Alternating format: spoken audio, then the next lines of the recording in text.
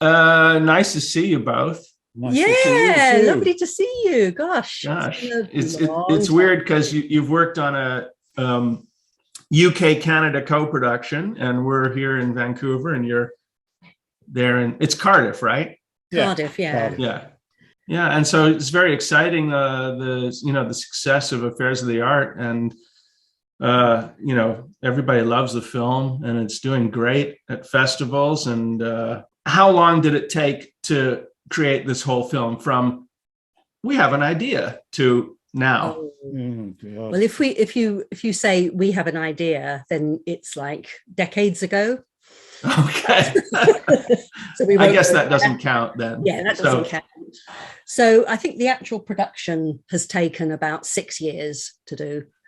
Oh, I love to hear that because it makes us feel very speedy when we. Well, yes. Yeah, well, Yeah, we took. or less slow. Yeah. Doing a lot of ads and other work. What brought you back to go want to spend 6 years or however long, buried into a personal film? I don't think it's a secret to say that it's probably not as lucrative as doing ads. So you do it for the passion. And what's your guys' passion for saying, I want to come back to that? Oh, it's always there all the time. We just, making ads with a big crew, we had 40 people working for us at one point, right?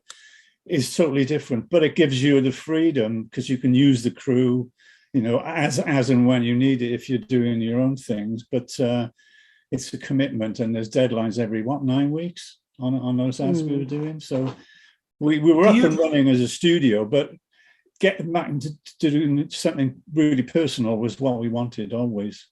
Doing commercials, you give it your 110%, but it's not really your idea. It's from the agency, so you just make sure that they're really happy. Mm-hmm.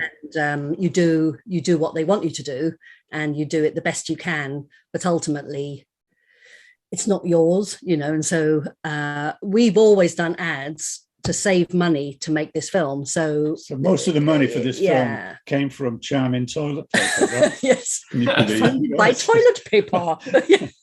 But what you do when you make ads, what you've got though is that incredible discipline of the deadline. Yeah, make a film on your own with really nobody else involved. The only discipline is personal. It slips. And that's but isn't that in a way the point? Like when we were making our last film with the NFB, we sort of really enjoyed the fact that we took our time, made changes, showed our work to other filmmakers and said, is this working for you? Can we improve this? And went back, and it was part of the process was to make mistakes and take too long. Well, what we did was it was just me and Les at the beginning, just Les wrote the script, and then I spent ages doing the storyboard because we had no deadline, and I was enjoying it, and I was just fiddling around and having a nice time. And then we sort of started working, and we took on Mia Rose Goddard, who was a recent graduate. And so then there was the three of us, and Mia was with us for about a year on her own. And it was just me, Mia doing the practical, Mia doing the practical stuff.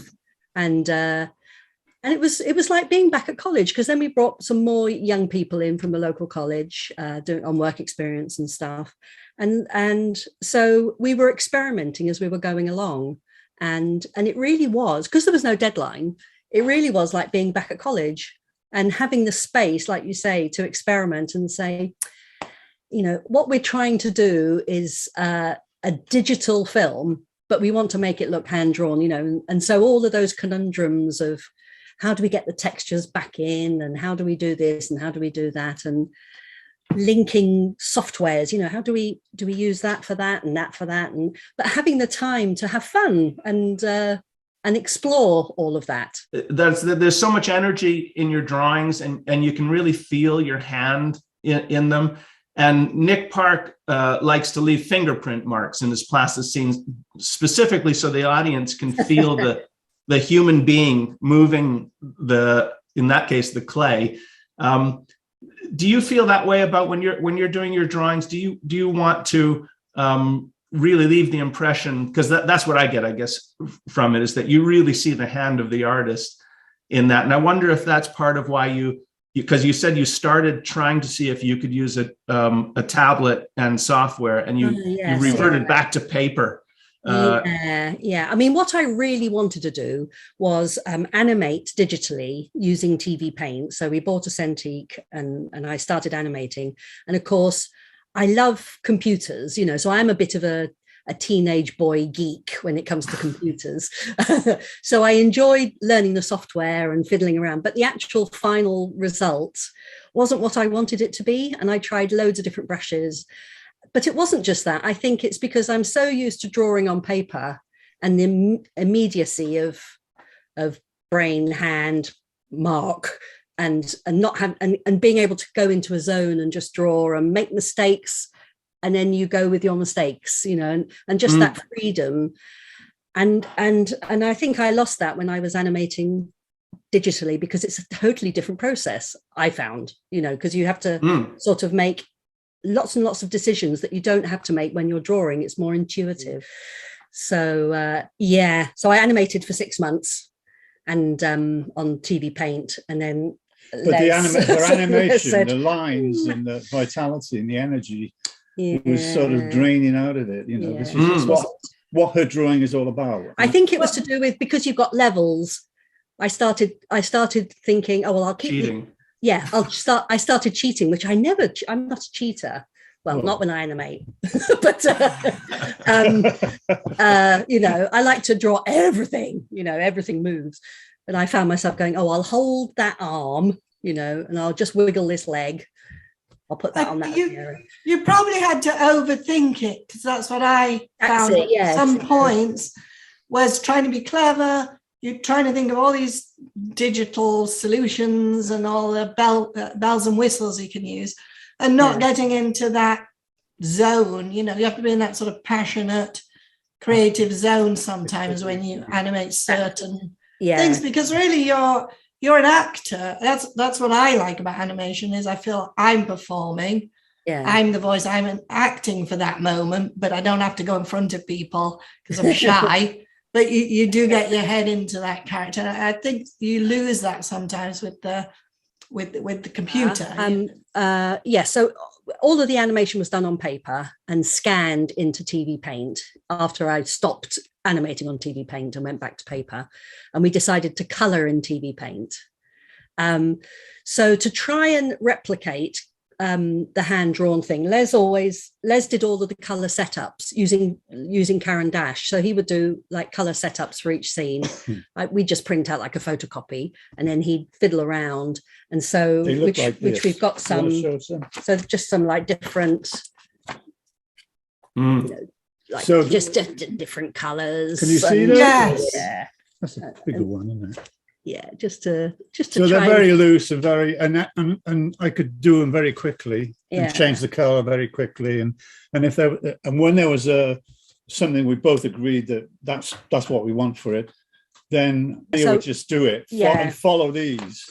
And sometimes she would follow them very closely. Other times, and I'd be looking over her shoulder saying, "No, can't you you know, get a range of reds within that one little thing, which you can do with Caran d'Ache. You can change immediately and do that." But then we were saying to Les, no, hang on, it moves. You'll have to do that on every single frame. And he was going, no, just add some blue and some red and some. But with the she got it in the end. Yeah, no, in the absolutely. End, she was like doing what I do with pencils, with crayon, whatever. Yeah, we composited it all together in TV Paint, all of the color and the animation, and then we finished compositing in After Effects. So doing all the fairy dust in After Effects. Whose story is it? Because it feels like it's been drawn from one of your and we watched a video interview you did where you were talking about how you, Joanna, would draw all the time as a kid, and we thought, okay, you know, Beryl must be speaking to your childhood experience, but Les, you know, you were writing the script, so you're drawing from Joanna's experience in creating that character.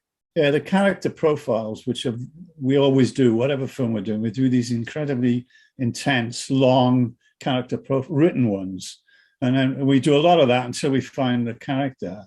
and then that's the one we use. But they're the basis of the characters in the profiles we write or we agree on through the writing, and then Joe basically converts them into drawings. And but I suppose our characters are sort of composite characters of people we know. Yeah. And so when I first did Beryl at college 10,000 years ago, in Girls' Night Out, she was partly my mum, who my mum was a single mum and worked hard and had lots of difficulties with money and stuff, but always was laughing and jolly. She never told anybody her problems, so it was very Beryl. And it was also this lovely lady who worked in the canteen at our art college, because our art college was it's Middlesex, right? Was Middlesex. In London. It was very trendy, and there was a big fashion department. So everybody was intimidated the whole time, to be incredibly. They were all super cool. To be the coolest. And competing with each other all the time. So it was exhausting. Going to college was exhausting, because you had to be so cool. And nobody was really. But there was this woman in the canteen who was like a mother figure. And so everybody would go to her because she was so lovely and she was big and round and she was just like Beryl. And so everybody went to her for a little bit of down-to-earth support. That sounds identical to the canteen lady at the National Film and Television School, Georgina. This giant woman who you'd come in on the school bus to Beaconsfield and get cheese on toast, and she would put a pound of cheese on because she wanted to feed these starving looking kids. Maybe it must have just been what every art school has. Yeah, maybe they're actually maternal British thing. Yeah, maybe it's an advertised job. The mother figure in the canteen must be, warm, must be cuddly, must like big portions. Yeah, because we learn more about Beryl than we've seen in previous. I think films. that was the idea. That was what we were trying to do, because all the other things, as we keep saying, were single event films at one time. Like a wedding or a competition or something, and it was like forever, her whole life story. And also the characters creating a son. The son is based on my brother. Yeah, that's his brother, right? Colin, who is exactly the same as Colin in the film. Yeah, he's not composite, he's just one person. He does all those things that you see Colin in the film involved with, making the pigeon thing. You found a pigeon, technical stuff with signals and learning Dutch. He learned that. He did all that, and he's still exactly the same now as he was then. All the characters in Affairs of the Art are obsessive, right? Yeah. Like her son, her sister, Bev, obsessed with taxidermy. What about Beryl's story? How does her talking about her sister relate to who she is? What does it mean to Beryl? What her sisters become? Beverly was Beryl's she idolized her basically, and that was her model. That she could do all those things and disappear to the States and become married and get alimony and then get this business and do all those things. Whereas Beryl was still working in a factory basically, right? And she hadn't fulfilled. The only thing she fulfilled were in our films up until that time. Like she won the Body Beautiful contest in that film. And she did, so that her success was what we made her do in the movies. Unfulfilled ambition. Ambition. How do you guys work together? How often do you have fundamental disagreements about something in the film, and how do you resolve them? Finding the beginning and the end of the film was really, really difficult. We wrestled with it for about 4 years, didn't we? And we would argue about it. And she was supposed to end up in a gallery in Moscow with all her work on show, and that was going to be actually illustrated, wasn't it, or in the background somewhere. It could have been. That could have been the way you do it. Yeah, but by that point, I couldn't do any more drawing. So the thought of doing it, I was just like, oh my God, I can't, I just want it to be over. So, like you say, working in a partnership is really good, because Les will say, you haven't pushed that far enough. Why did you do that?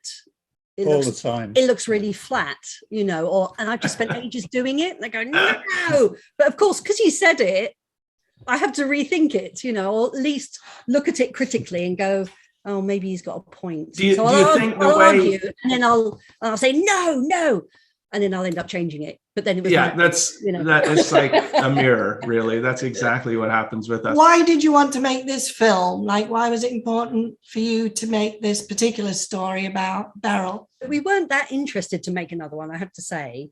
And so to make it more interesting is that because we thought we had done Beryl's character, you know, we all know Beryl, and that's why we brought in more of her family. I guess that, yeah. You know, so that it's more interesting for us, you know. So Beverly is much more interesting now because we know Beryl, but Beverly is quite a fascinating new character. So to satisfy us, that's why we enjoyed doing all of the new characters. So that was good fun.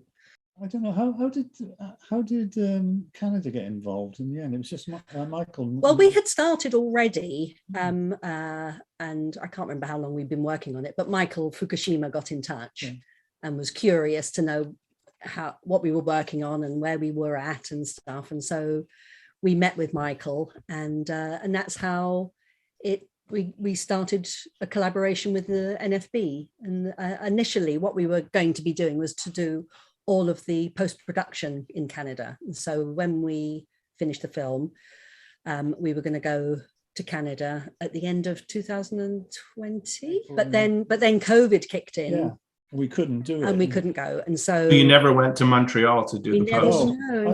I've never been to Canada. And of course, that was the plan. That was a big perk. To come to Montreal. That was it. That was the carrot, you know. Montreal, French, you know, everything, you know. 100 more drawings. You're going to Canada. You can do it. They all came to us.